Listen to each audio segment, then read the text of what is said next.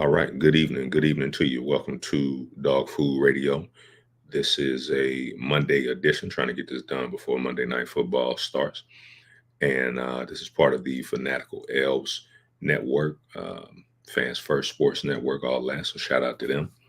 And I'm going to try to make this video under 15 minutes. We got a lot of statistics that we're going to look at, but I'm going to try to keep it under 15 minutes. And what we're going to do today, we're going to talk about three truths about the Browns head coach. And we're going to connect three dots on this show, on this particular episode.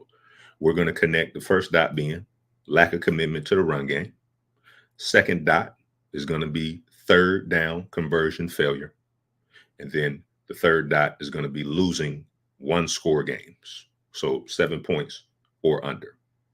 Now, Steve said earlier on his Dog Pound South show, he doesn't know how a total team could be this screwed up going from last year to this year. Well, we're going to look at some stats and we're going to try to answer that. It's pretty obvious how that happened. And the first thing that we're going to start with a lack of commitment to the run game, to your bread and butter. Whether Nick Chubb is healthy or not, the run game is still your bread and butter, especially if you're Kevin Stefanski not having a passing offense that's been higher than 19. Now, before we go into the Browns analysis, I want to talk to the people that say there needs to be a quarterback change. Let's take a look at what the Texans offense did in 2018. 2018, team offense was 11th, pass offense was 17th, run offense was 8th, which is good for top 10. Watson went 345 completions on 505 attempts, 4,100 yards, 26 TDs, 9 interceptions. That was good for a 103.1 rating and a 61.8 QBR. They went 11-5 in the AFC South. That was good for first place.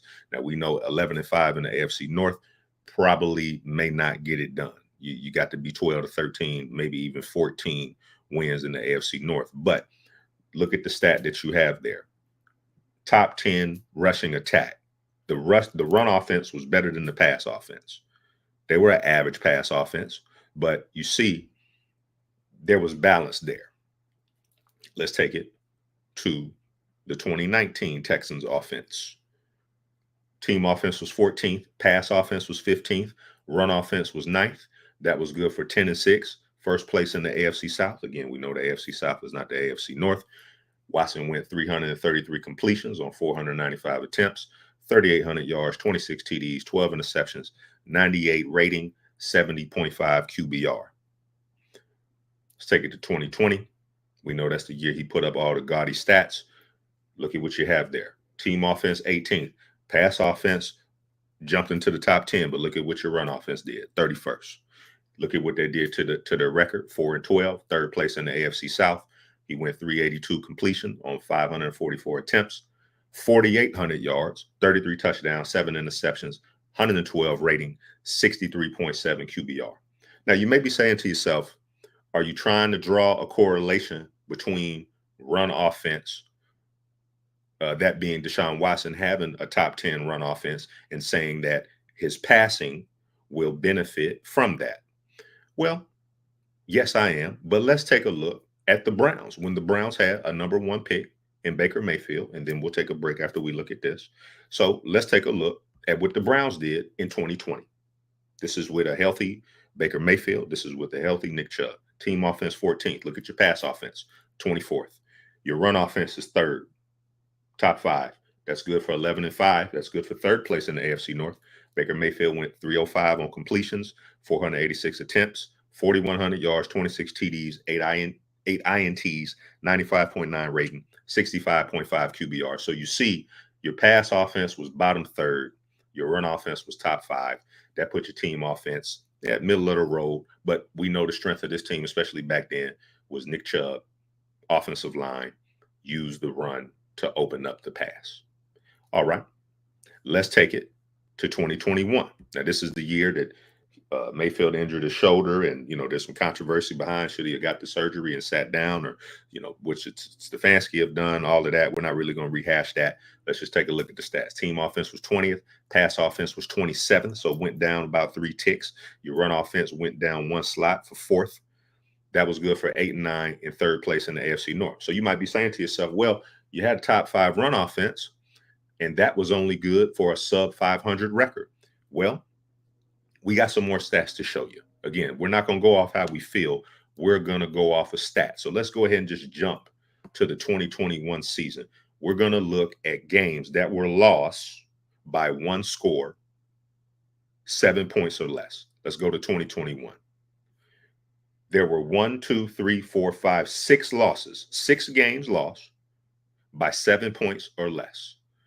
You lost by 4 to the Chiefs. You lost by 5 to the Chargers in week 5. You lost by 5 to the Steelers in week 8. You lost by 6 to the Ravens in week 12. You lost by 2 to the Raiders in week 15.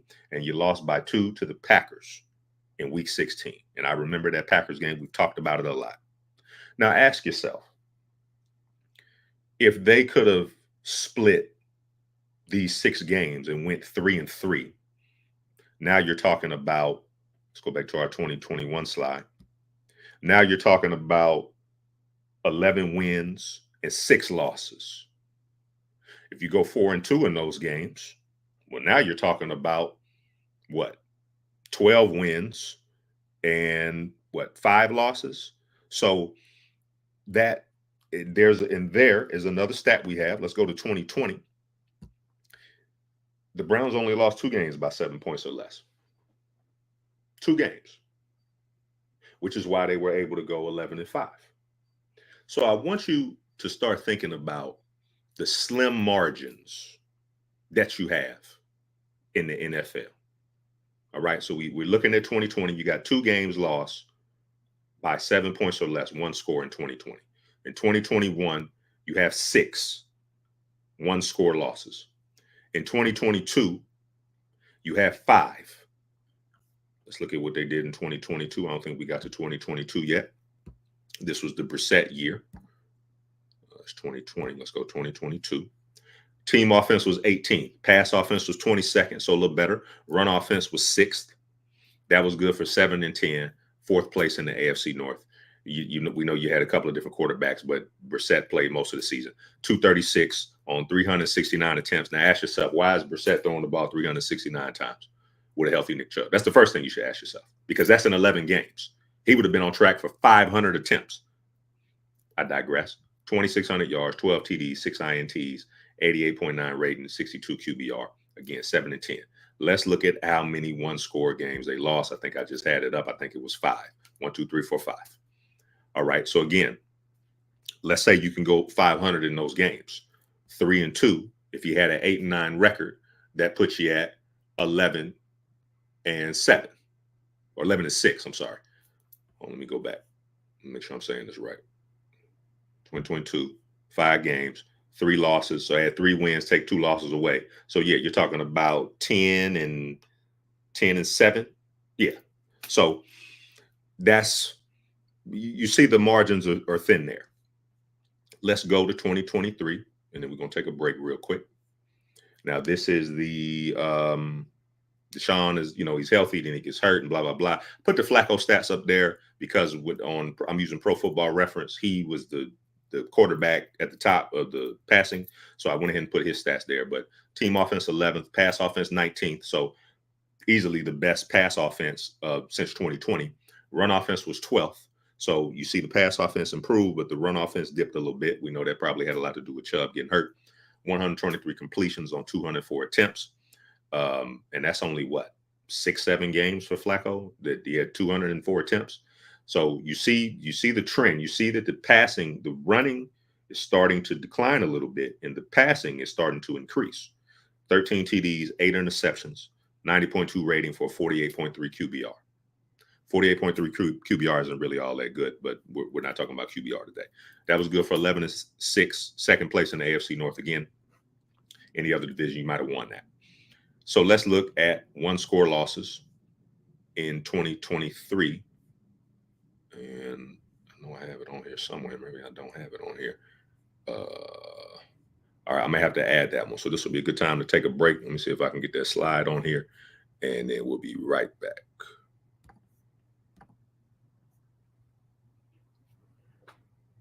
All right, so we back. All right, so if we go to 2023 one-score losses, again, 2 games. You only had 2 games that you lost by 1 score or less. So I hope you're seeing the trend here that a lot of the problem with this team, let's just go ahead and take it to 2024. They've already lost, of the 6 games they've played, they've already lost 3 by 1 score, 21-15, 16, 2, and 2, 16-20 losses. So right now with 5 losses, they have about 2 more losses to play with. Again, I know the percentages are slim, but they can still make the playoffs. But once they get to about 7 losses, it's probably over. The one silver lining in this is that they've only lost to NFC teams. So with their schedule, the remaining schedule, that is, they can lose to the Saints, which is the only NFC team left. And then you got another AFC loss. And, let's just say it's the Chiefs. After that, you basically got to run the table. So can this team go 9-2?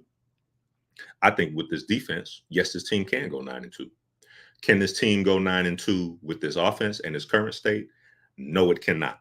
Speaking of the offense in its current state, let's take a look at 2024 stats real quick. I got so many slides on here. It's hard to figure out where all my slides are at. All right, 2024.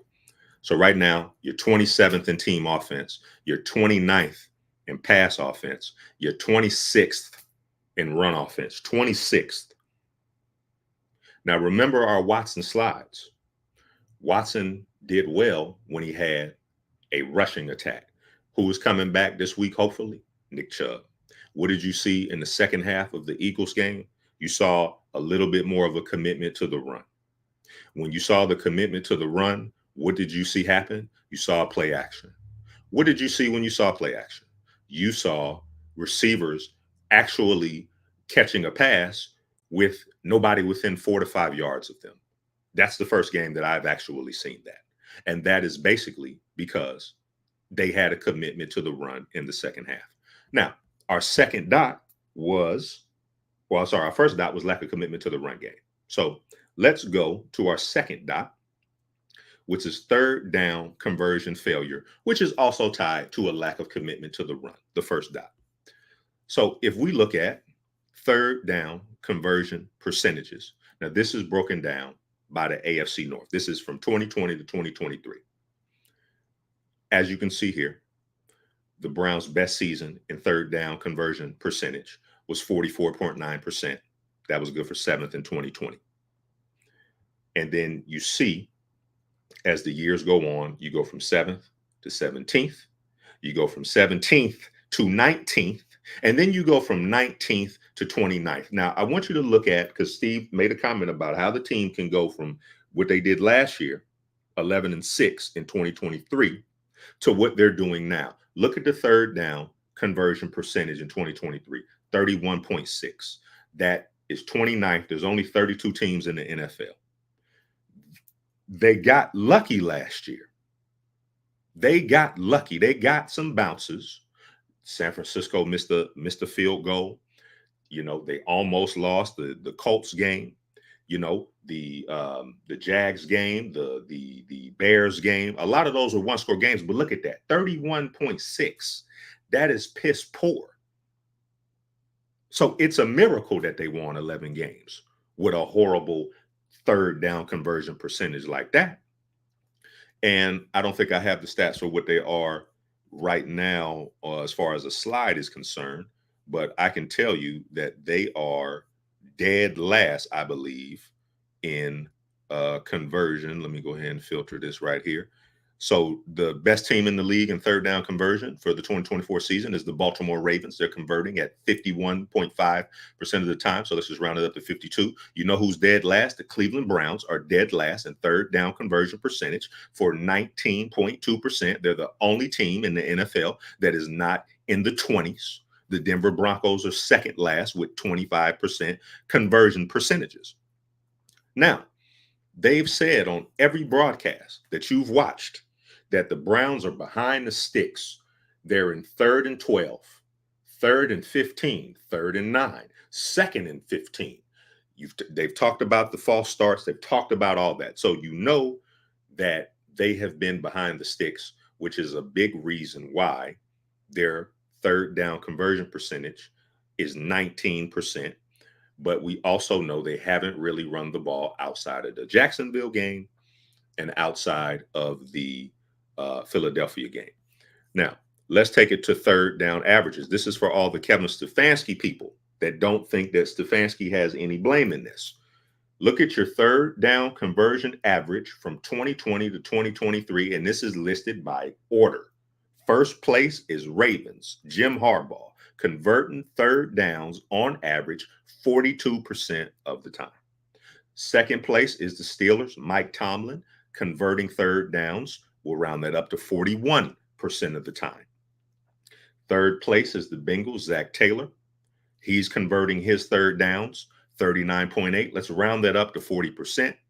And then you got your boy, Kevin Stefanski, third down conversion percent from 2020 to 2023 on average. It's not at 38.5, so we got to round that down. 38% of the time. And after this season, it's going to be a lot lower unless they clean it up. That is directly tied to their declining commitment to the run game. Oh, but I have another stat so you can see that on the screen here. Let's switch that over. Where are we at?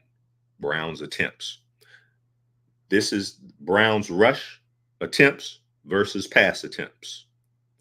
2020, you had an average of 31 carries a game and an average of 31 passes a game. Nice balanced attack. 2021, you had an average of 29 carries a game to 31 passes a game. Again, nice balanced attack. 2022, you had an average of 31 carries, 32 passes a game. Again, you see balance. Look at what happens in 2023, though. You're seeing an average of 37 passes a game, 29 carries. So now you're getting a little bit off. And then if you go to 2024, this season right here, you're averaging 23 carries a game based on my math. And I like to believe my math is correct. And an average of 33 passes a game. So anybody that's upset with this 1-5 start, you really should go back, look at the games, and ask yourself, is there a commitment to the run? Are they trying to run? Are they trying to be physical and win at the line of scrimmage? Because it's hard for me to believe that the offensive line regressed that much and that Bill Callahan leaving, while I think he was instrumental to a lot of the success they've had, it's hard for me to believe that you have such a sharp nosedive in offensive line quality and play, especially when you basically was filling people in last year. I think it is tied, and I think you can make the argument to a lack of commitment to the run game. We've talked about it on the show.